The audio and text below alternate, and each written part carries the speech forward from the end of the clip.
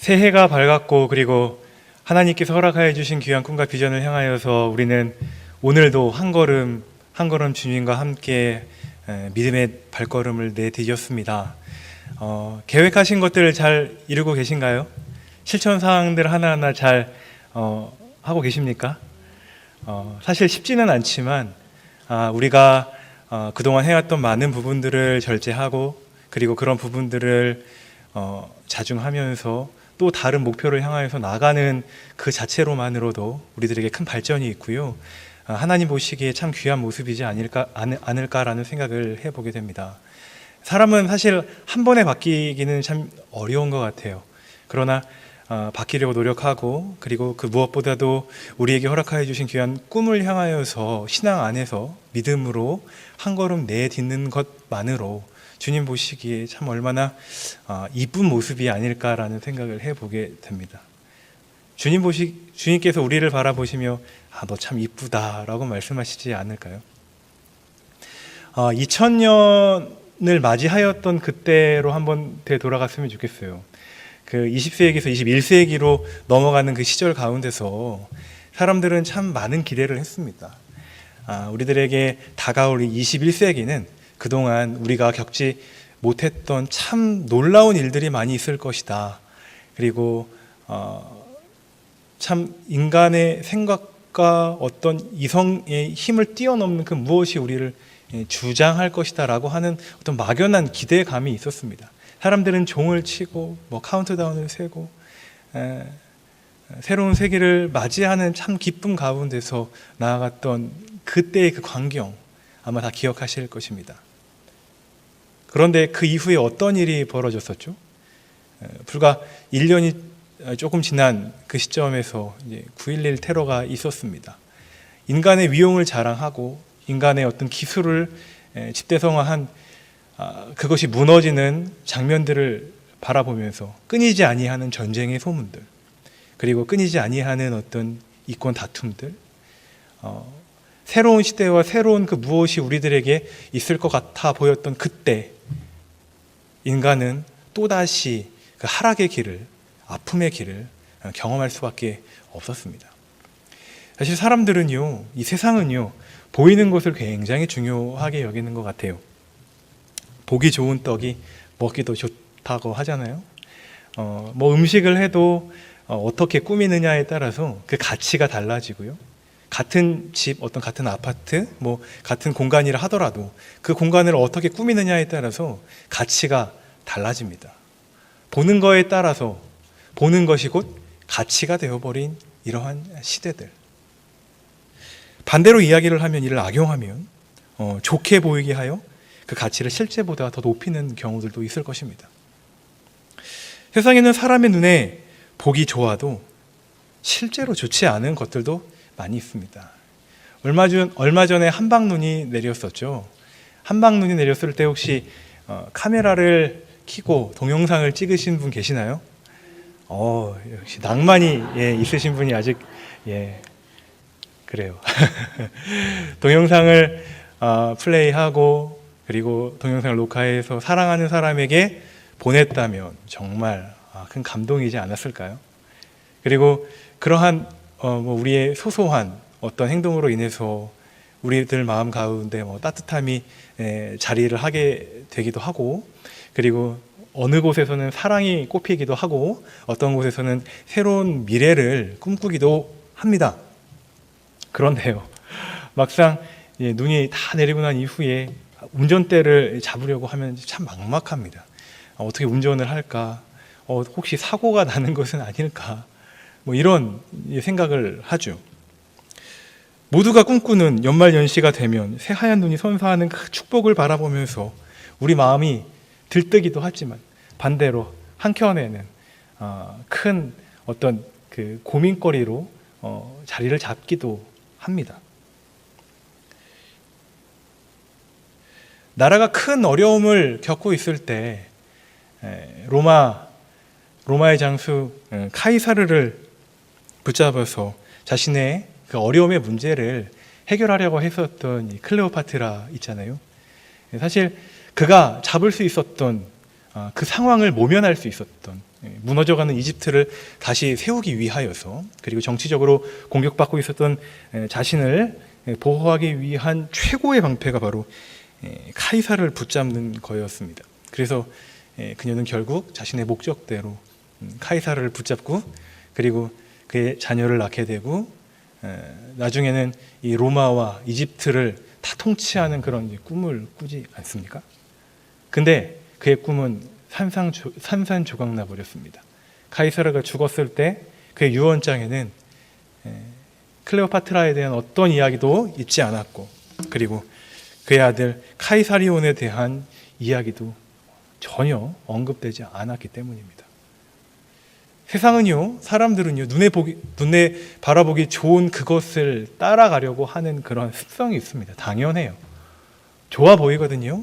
그것이 나에게 유익을 줄 것 같거든요. 요새 초등학생들의 장래 희망 어느 그 자료들을 보니까 1순위가 운동선수라고 해요. 이해가 됩니다. 참 많은 연봉, 그리고 사람들에게 어떤 각광받는 어떤 인기, 이런 부분들을 생각을 하면 그렇게 생각할 수 있을 것 같아요. 그리고 청소년들 가운데서는 뭐죠? 1인 크리에이터나 뷰티 디자이너 같은 그런 직업군들이 굉장히 각광을 받는다고 해요. 매스컴의 발달과 그리고 문화예술, 스포츠군의 어떤 장족의 발전 가운데서 우리 자라나는 다음 세대들, 그리고 뿐만 아니죠. 우리 기성세대들 역시 마찬가지로 보이는 그것에 굉장히 많은 영향을 받고 있습니다. 그래서였을까요? 처음 창조함을 받았던 하와가 그의 눈에 보이는 선악과는요, 완벽 그 자체였습니다. 성경에서 표현하기를 하와가 그 선악과를 바라보는 그 정도가 먹음직도 하고 보암직도 했다, 이렇게 표현을 하고 있으니 사람은 참 보는 것에 굉장히 약하다, 보는 것에 많이 좌지우지 된다라고 하는 부분들을 잘 살펴볼 수 있을 것 같습니다. 사실 하나님의 눈으로 바라보아야 하고 하나님의 기준으로 생활하며 나아가야 했던 하와였지만, 그렇게 하지 못했을 때 인간의 판단과 인간의 시각으로 그런 자신의 일들을 해결하려고 했을 때 그는 큰 실수를 범하지 않습니까? 큰 죄악을 범하게 됩니다. 사람은 좋아 보이는 것을 따라가고 그것으로부터 그 어떤 시작을 하려고 합니다. 그런데요, 성경은요, 좋지 않은 것에서 시작해서 굉장히 좋은 것으로 끝나는 그러한 반대적인 성향을 보입니다. 아브라함이 그랬잖아요. 아브라함이 조카 롯과 땅 문제로 인하여서 그 어떤 재산, 그리고 그 가축을 키우는 문제로 말미암아 이제 헤어져야 하는 그런 상황이었지 않습니까?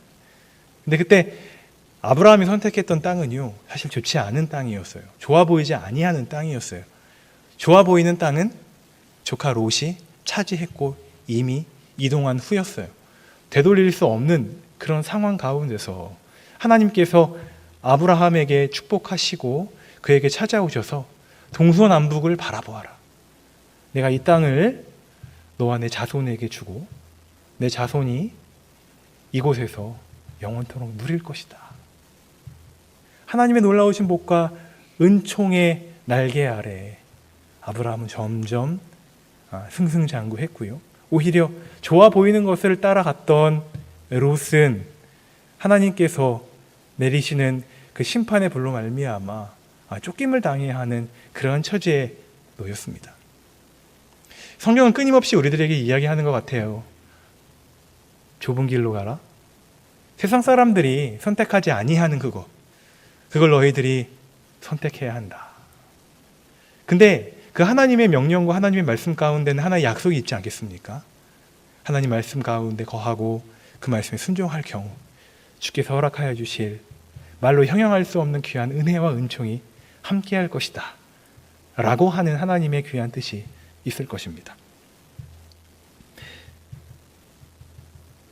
비록 감옥에 있었지만 많은 교회들을 위하여서, 그들의 믿음의 든든함을 위하여서 귀한 에베소서, 빌립보서, 골로새서, 빌레몬서를 썼던 게 사도 바울.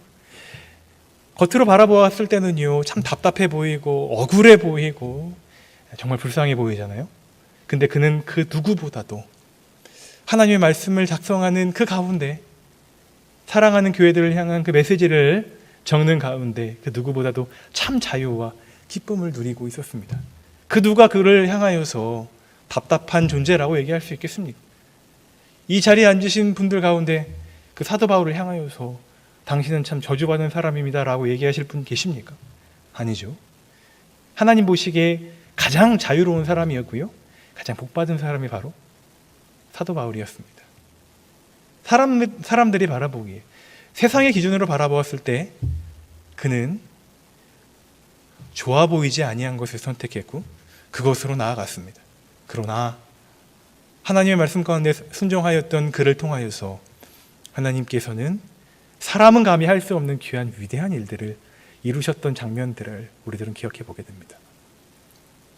우리들의 삶의 여정 가운데서 여러 가지 많은 일들과 그리고 사건들을 해결해야 하고 또 준비해야 되는 그러한 상황 가운데 있지 않습니까? 하나님께서 우리들에게 무엇을 말씀하실까요? 어떤 것을 원하실까요? 우리들이 어떤 부분에 조금 더 귀를 기울이며 신경을 쓰길 원하실까요? 성경의 위대함은 좋아 보이지 않은 것으로부터 시작해서 믿음으로 반전을 이루는 데 있습니다. 안 될 것 같아도 됩니다. 그렇죠? 망할 것 같아도 일어섭니다. 그렇죠? 왜냐하면 우리들에게는 하나님께서 허락하여 주신 금보다 귀한 믿음이 있기 때문입니다. 오늘 우리가 읽은 예레미야서가 바로 그렇습니다. 예수님께서 이 땅에 오시기 전 600여 년 전 활동했던 예레미야 선지자, 구약 선지자 전체를 통틀어서 사실 예레미야만큼 큰 아픔과 고통을 당했던 그러한 인물도 없을 것 같습니다.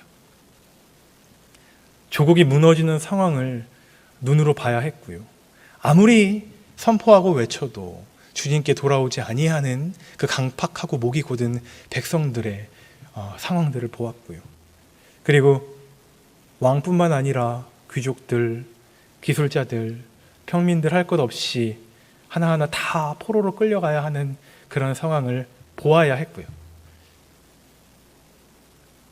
무엇보다 이스라엘의 자부심이자 자랑이었던 예루살렘 성전이 무너지는 장면을 바라보아야 했습니다. 얼마나 마음이 아팠겠습니까? 얼마나 통회했겠습니까? 얼마나 주님께 눈물로 기도했겠습니까? 근데 그 중에서 가장 그를 힘들게 했던 게 무엇이냐면, 하나님께서 이스라엘을 버리신 것은 아닌가라는 그런 생각이었습니다. 언약이라 하면요, 이제 당사자가 있어야 되지 않습니까? 혼자 어떤 계약을 맺고 파기하고 그러는 게 아니잖아요. 계약을 맺으려면, 언약을 맺으려면 쌍방 분명 당사자가 있어야 됩니다. 근데 이 언약의 당사자 중에 한 존재였던 이스라엘이 지금 무너졌습니다. 국토도 없고요, 주권도 빼앗겼고요, 하나님께 등 돌아섰고요, 그들의 존재는 마치 북이스라엘이 아수르에게 망하였던 것과 마찬가지인 그러한 상황에 놓여 있습니다. 예레미야는 반문했어요. 질문을 가졌어요. 옛적 하나님께서 시내산 언약을 통하여서, 모세를 통하여서 우리들에게 언약을 주셨는데, 우리를 향하여서 거룩한 백성이라고 했고, 우리를 향하여서 존귀한 백성이라고 했고, 우리를 하나님께서 일으켜주시는 정말 세계 열방 가운데서 귀하게 존귀하게 사용하시는 그런 백성이라고 하나님께서 말씀하셨는데, 그 언약이 지금도 유효한가? 우리는 버림당한 것이 아닌가? 우리는 하나님으로부터 저 열방의 그런 민족들처럼 그렇게 되어버린 것은 아닌가? 그것이 예레미야를 정말 힘들게 했습니다. 새해를 맞이하며 참 여러 가지 많은 일들을 진행하시는 성도 여러분, 혹시 힘든 상황 가운데 놓여 계십니까? 비전을 갖고 계획을 세우고 그 일을 이루기 위하여 하나하나 시작하는 과정 가운데 우리의 발목을 잡는 부분이 혹시 있으신가요? 그것은 혹시 우리의 습관일 수도 있고, 해도 안 돼 라고 생각하는 고정관념일 수도 있고요. 그리고 내가 지금까지 쌓아왔었던 그런 가치관일 수도 있고요. 그리고 내 주변인일 수도 있고요. 현재 내가 처해 있는 그런 위치일 수도 있습니다. 해도 안 된다라고 생각하는 그러한 생각들. 그런데 그 모든 것보다 우리를 가장 힘들게 하는 것은 무엇이냐면, 내가 지금 하나님으로부터 받아들여지고 있는가? 내가 주님께 기도하면 주님 정말 내 기도 들어주고 계신가? 하나님과 나와 소통의 관계 맞나? 혹시 주님과 나와 불통의 관계 아니야? 영적인 문제 가운데 어떤 명쾌한 해답을, 명쾌한 확신과 믿음을 갖지 못할 경우 우리는 우리의 삶 가운데서 다시 일어나고자 하는 동력을 잃게 됩니다. 성도 여러분, 한번 점검해 보십시오.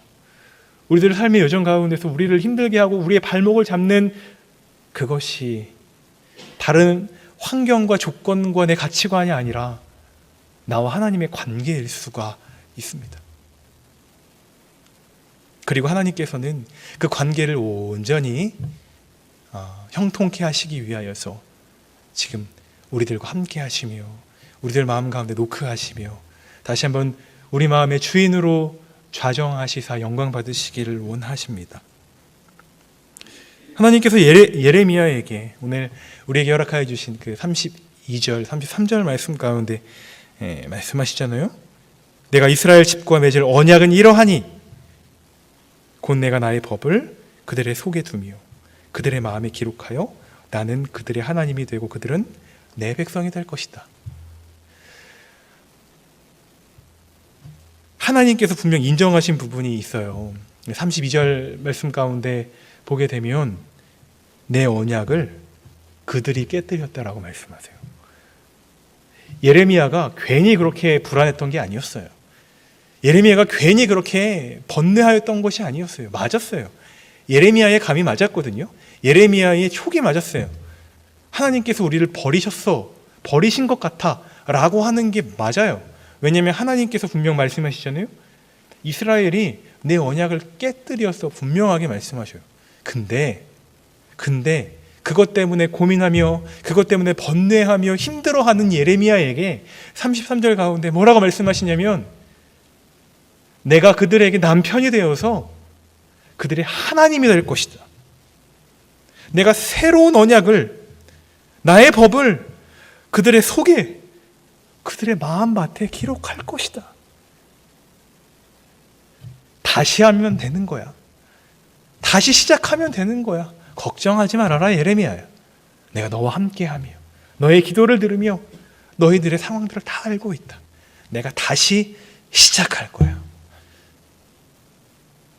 우리를 새롭게 하며 우리를 일으키시며 어려움과 환난 가운데 우리를 다시 새롭게 하시는 그 동력이 어디에 있음을 오늘 본문 말씀에서 우리들에게 말씀하셔요. 하나님이 우리와 함께 하셔서 우리를 일으켜 세우시고 우리를 붙들어 주시고 우리를 세워 주시는 그 은혜가 있기 때문에 우리는 다시 할 수 있다라는 이야기입니다. 세상에 바라보기에 좋아 보이고 그것이 나를 이끌어 줄 것 같고 그것에 나의 소망을 두면 나의 문제가 해결될 것 같아 보일지라도 우리의 시작점을 거기에 두어서는 결코 안 됩니다. 우리의 시작점은 나를 사랑하사 나를 위해 피 흘리시고 나를 구원해 주신 그 십자가 은혜 가운데 우리의 시작점을 두어야 합니다. 우리의 첫 걸음, 우리의 온전한 걸음, 우리를 더욱더 강하게 하며 강성하게 하며 세상이 허락하는 그런 어려움 가운데서도 승리할 수 있는 비결은 오직 십자가 그것에 있음을 우리들은 하나님 앞에 고백해야 할 것입니다. 하나님은 다시 한번 우리들에게 새 언약을 주시는 분이세요. 하나님은 우리들에게 또 다른 메시지를 주시는 분이십니다. 한국 근대사에서 가장 존경을 받는 인격자를 꼽으라면 도산 안창호 선생을 꼽을 수 있을 것 같아요. 그가 상해 임시정부에 있을 때 조계라고 하는 공간에 있었습니다. 거기에 많은 나라의 대사관들이 있었고 그곳은 안전한 곳이었어요. 일본이라도 그곳에 결코 침범할 수 없었고 그곳에 있는 안창호 선생을 해하거나 어떤 위협을 가할 수 없는 그러한 곳이 바로 조계라는 곳이었습니다. 근데 도산 선생에게 불현듯 예전에 했던 약속이 떠오르는 겁니다. 어떤 소년에게 내가 언제 며칠 날 내가 너를 찾으러 가겠다. 내가 너를 만나러 갈 거야 라고 약속을 했던 게 불현듯 떠오르는 겁니다. 근데 밖은 어떤 상황인가요? 도산 선생의 목숨을 노리고 있는 수많은 그런 어떤 세력들이 들끓고 있는 그런 상황 아니겠습니까? 근데 그는 떠납니다. 떠나려고 하는 도산 선생을 바라보면서 많은 사람들이 만류하죠. 왜 가시려고 합니까? 지금 가시면 죽을지도 모릅니다. 아니야. 내가 예전에 한 소년과 약속을 했는데 내가 그 소년과의 약속을 꼭 지켜야 돼. 아니, 가시면 안 돼요. 괜찮아. 내가 빨리 갔다 올게. 하나님께서요, 어린 아이와 같은 우리와 하신 언약을 기억하고 계셔요.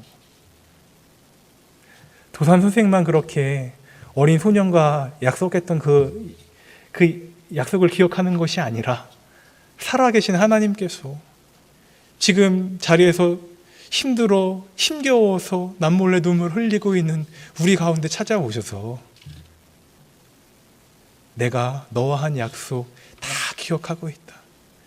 다시 일어서야 하지 않겠니? 내가 너의 아픔과 어려움 다 알고 있으니까 우리 다시 한번 같이 시작해보자. 우리 주님이 지금 그렇게 말씀하고 계십니다. 히브리서 7장 말씀에 보니까요, 이렇게 말씀하고 계셔요. 이와 같이 예수는 더 좋은 언약의 보증이 되셨다라고 말씀하셔요. 예수 그리스도, 하나님의 하나밖에 없으신 독생자 예수 그리스도의 보배로운 그 피로 말미암아 우리들에게 허락하여 주신 이 새 언약을 결코 변개치 아니하시며 우리를 찾아오시고 우리들에게 새 힘을 허락하여 주시는 그 하나님의 놀라우신 은혜. 여러분, 우리 무엇을 바라보시겠습니까? 세상에 어떤 화려한 그런 빛을 바라보시겠습니까? 아니면 그리스도의 피 묻은 그 은혜의 그 옷자락을 바라보시겠습니까? 우리는 성경이 말씀하는 반전의 삶을 살기를 원합니다.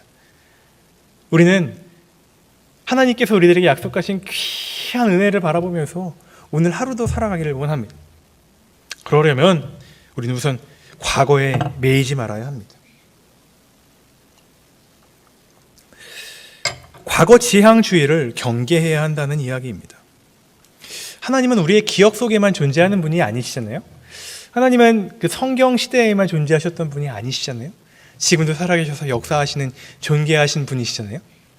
근데 그분을 정말 믿는다면 과거와 현재와 미래를 아울러 영원토록 살아계셔서 역사하시는 그분을 믿는다면 그 하나님은 기억하되 과거 지향주의는 분명 경계해야 합니다.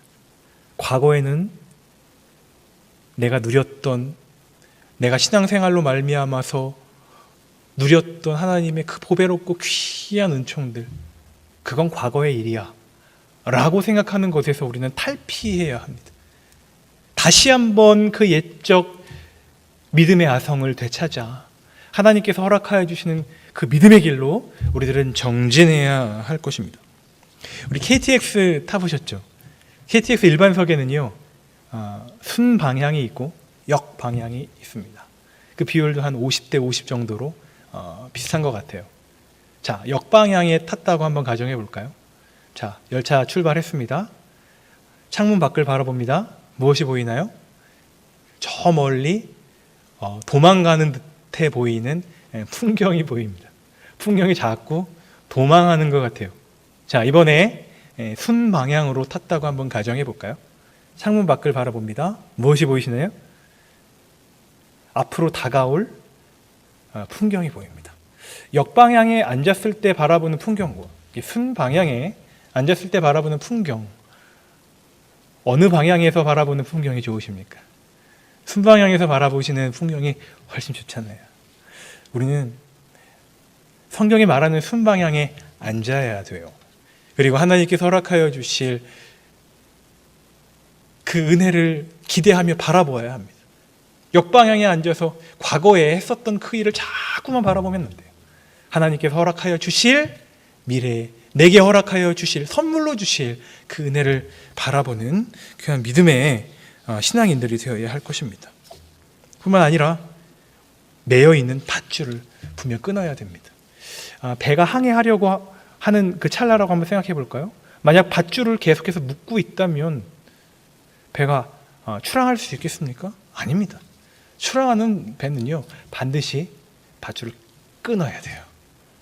우리는 이 믿음의 닻을 올려 귀한 항해를 할 때에 우리를 힘들게 하는, 하나님 앞에 나아가는 것을 방해하는 이 적폐의 밧줄들을 하나하나 끊어야 합니다.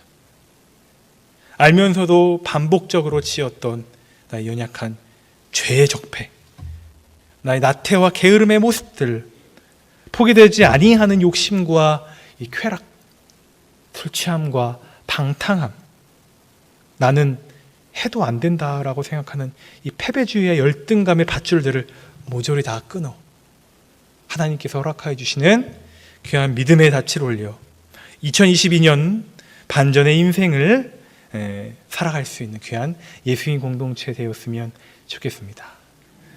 기도로 마치겠습니다. 우리들에게 새 일을 허락하여 주실 하나님 아버지, 하나님께서 기대하시는 멋진 2022년을 펼쳐 주옵소서. 하나님과의 영원한 언약으로 인하여 우리를 세워 주옵소서. 상황과 환경을 뛰어넘는 그리스도인이 되기를 원하나이다. 우리를 붙들어 주옵소서. 예수님의 이름으로 기도드립니다. 아멘.